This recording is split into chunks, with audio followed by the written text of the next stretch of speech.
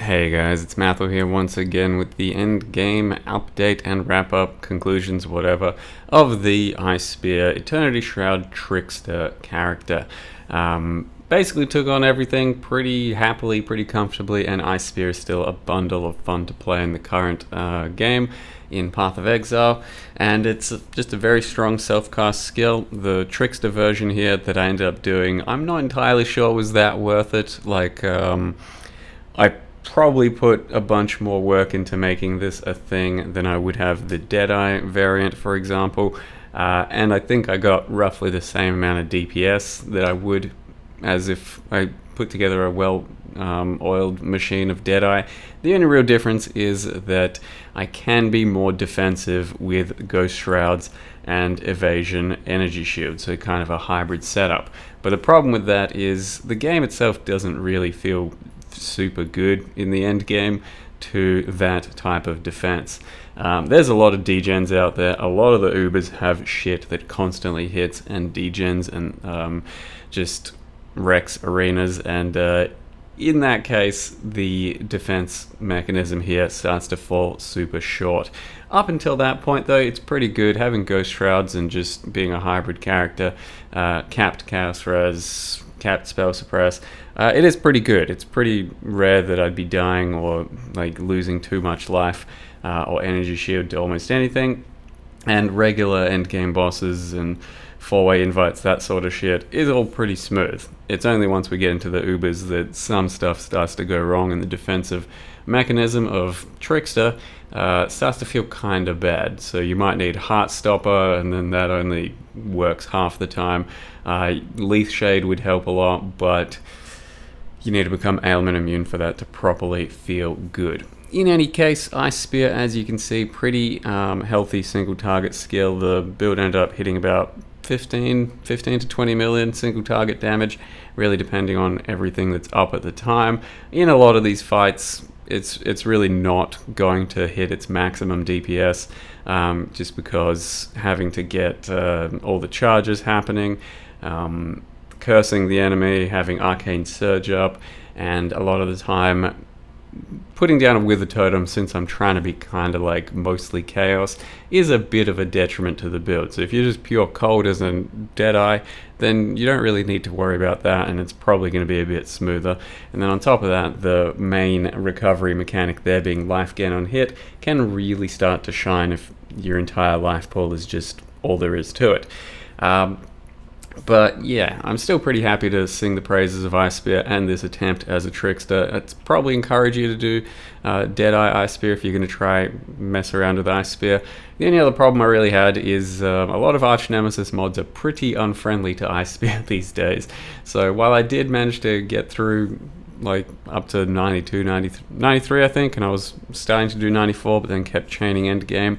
And most of the shit's deathless and it's pretty comfortable. It can be very annoying at times, like Sentinel's a terrible mod on Arch Nemesis, Temporal Bubble's terrible, Splinterer is terrible, Deadeye is pretty bad. Like all of these just ended up being super uncomfortable when you come across them routinely as a hit-based, projectile-based attack build. And as well as that, when you got to worry about positioning. So Ice Spear does have to worry about positioning, how you're attacking from the direction you're attacking in, with how straight lined it is, and the fact that you need to be a little bit far away. So it does get a bit annoying with Arch Nemesis.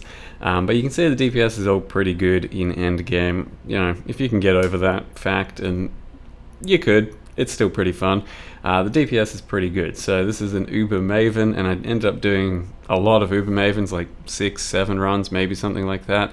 Most of them I think deathless and pretty smooth, because Uber Maven's got to be one of the ones that you can definitely start to like outskill.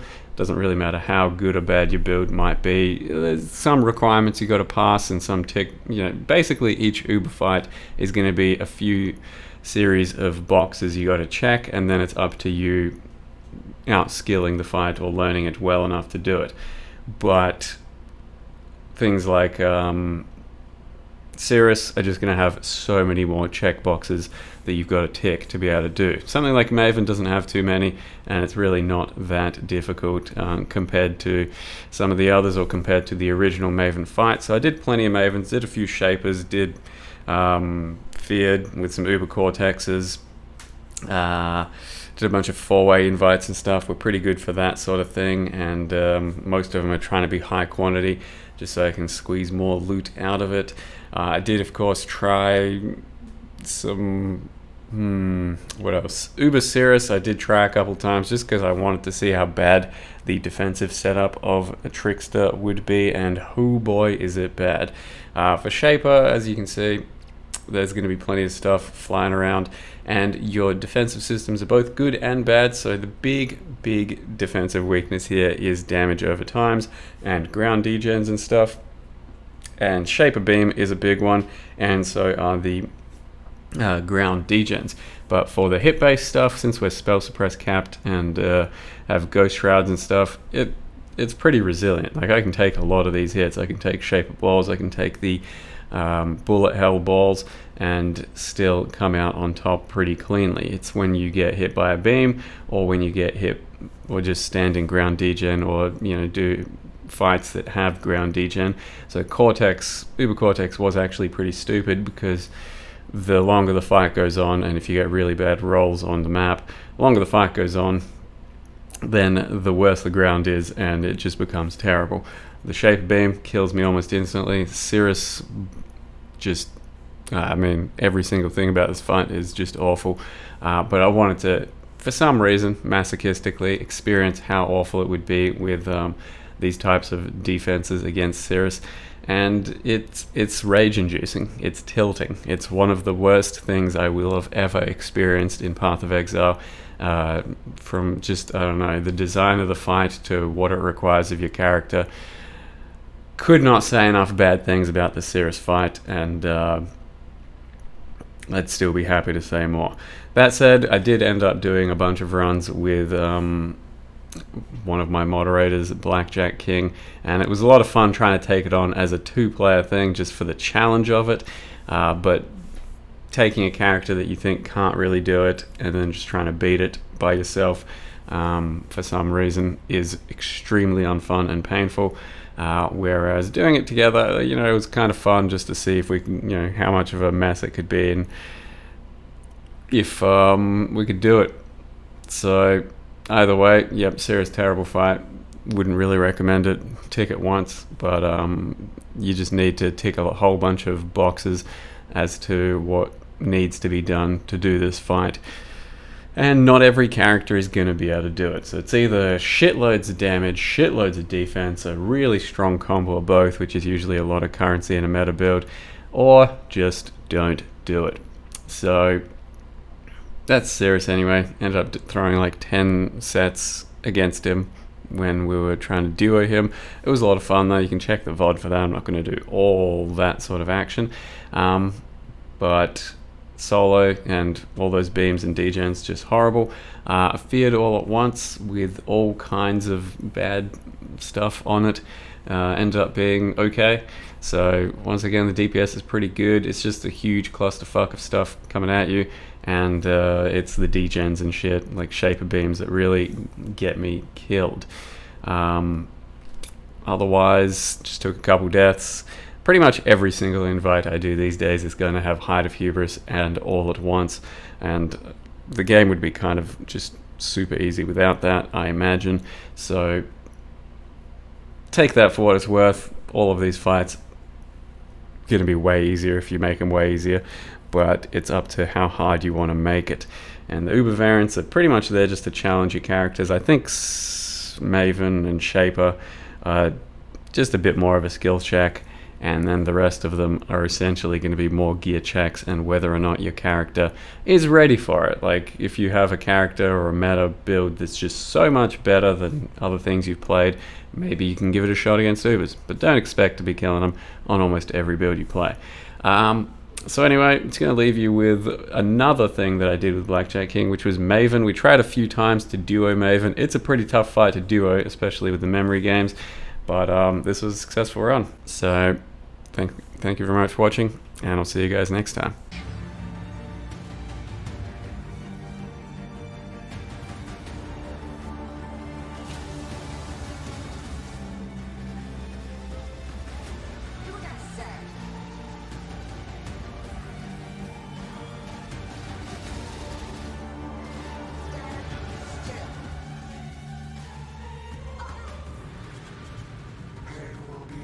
Not knowing who she's targeting with attacks is part of the charm, isn't it?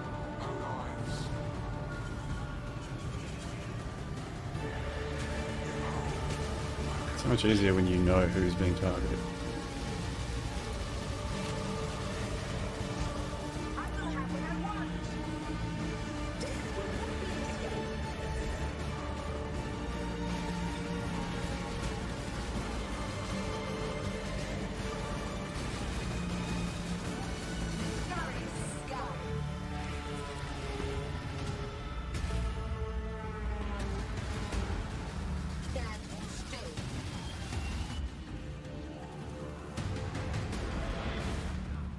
Got hit again, Jesus. Lord.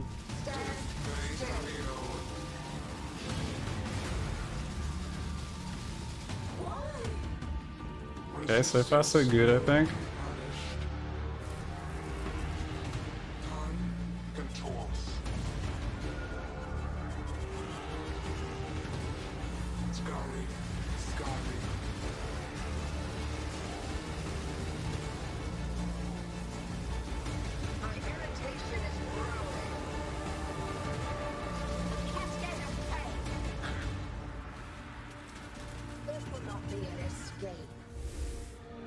Okay, lucky.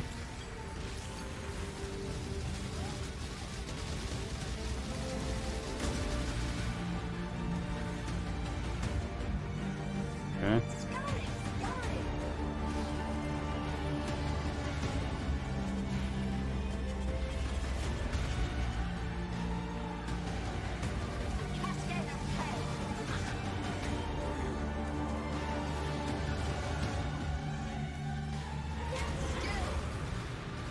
Alright.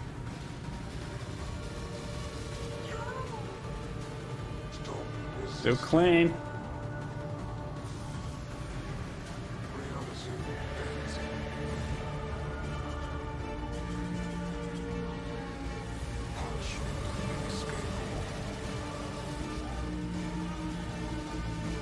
Oh my god, I was stuck in a fucking bone for a second. I didn't notice and I was just blasting into nothing.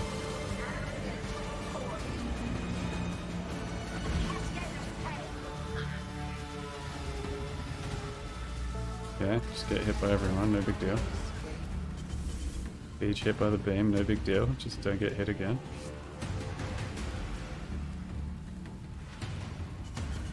Come on, give us a Quinn phase. Oh no! Okay, full circles.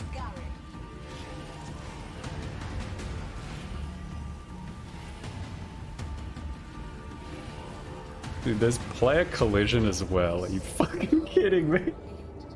Like, we actually run into each other even. This is fucking bullshit. Double kill? I mean, yeah. I think I got hit. Like, as in, ran into a beam and then went through the area.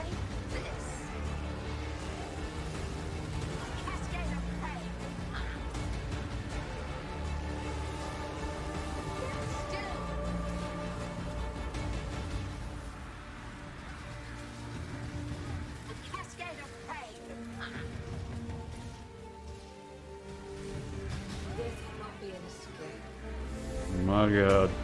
Oh no, he's back in with the explosion phase. He's just gonna AFK, isn't he? I don't think you can, dude.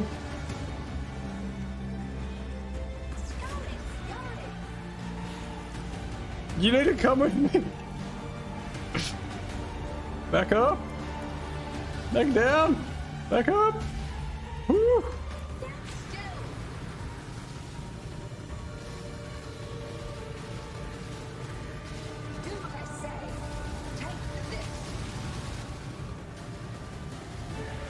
Oh, I got hit.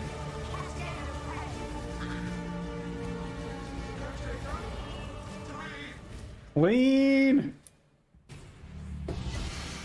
Goddamn ancestral call. There it is, world first 2-player Maven.